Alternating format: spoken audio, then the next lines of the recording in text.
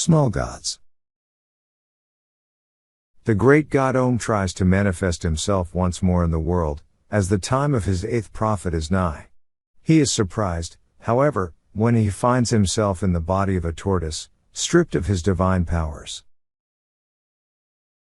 In the gardens of Omnia's capital he addresses the novice Brotha, the only one able to hear his voice. Om has a hard time convincing the boy of his godliness, as Brotha is convinced that Om can do anything he wants, and would not want to appear as a tortoise. Brotha is gifted with an eidetic memory and is therefore chosen by Vorbis, the head of the Quisition, to come along on a diplomatic mission to Ephebe. However, Brotha is also considered unintelligent, since he never learned to read, and rarely thinks for himself. This begins to change after Brotha discovers Ephebe's philosophers. The idea of people entertaining ideas they're not certain they believe or even understand, let alone starting fistfights over them, is an entirely new concept to him. With the help of Ephebe's great library, and the philosophers Didactylos, his nephew, Ern, and Abraxas, Om learns that Brotha is the only one left who believes in him. All others either just fear the Quisition's wrath or go along with the church out of habit. While in Ephebe, Brotha's memory aids an Omnian raid through the labyrinth guarding the tyrant's palace. While in the library of Ephebe, Brotha also memorizes many scrolls in order to protect Ephebean knowledge as Didactylos sets fire to the building, to stop Vorbis reading the scrolls there. Completely unrelated to the story, the librarian of the Unseen University travels through L-space to rescue several of the abandoned scrolls. Fleeing the ensuing struggle by boat, Brotha, Om and a severely injured Vorbis end up lost in the desert. Trekking home to Omnia, they encounter ruined temples as well as the small gods who are faint ghost-like beings yearning to be believed in to become powerful. Realizing his mortality and how important his believers are to him, Om begins to care about them for the first time.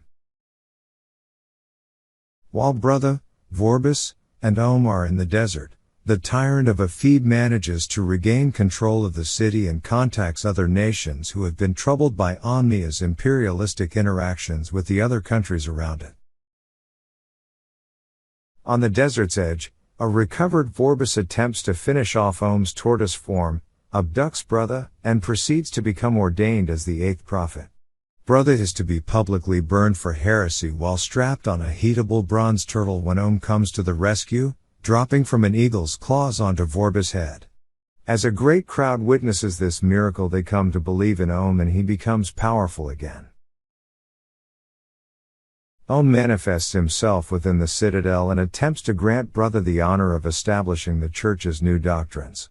However, Brotha does not agree with Om's new rule and explains that the church should care for people while having a tolerance for other religious practices.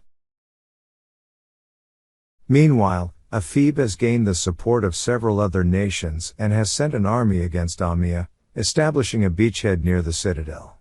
Brotha attempts to establish diplomatic contact with the generals of the opposing army. Despite trusting Brotha, the leaders state they do not trust Omnia and that bloodshed is necessary. At the same time, Simony leads the Omnian military to the beachhead and uses Ern's machine of war in order to fight the Ephebians. While the fighting occurs on the beachhead, Om attempts to physically intervene, but Brotha demands he does not interfere with the actions of humans.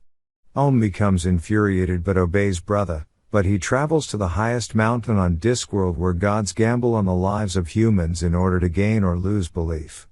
While there, Om manages to unleash his fury, striking other gods and causing a storm that disrupts the battle.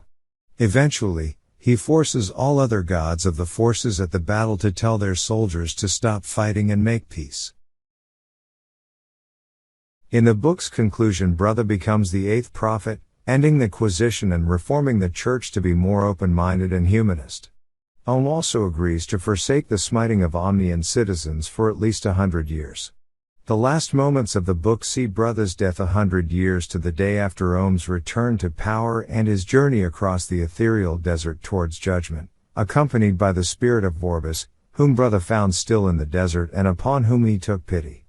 It is also revealed that this century of peace was originally meant to be a century of war and bloodshed, which the history monk Lu Tse changed to something he liked better.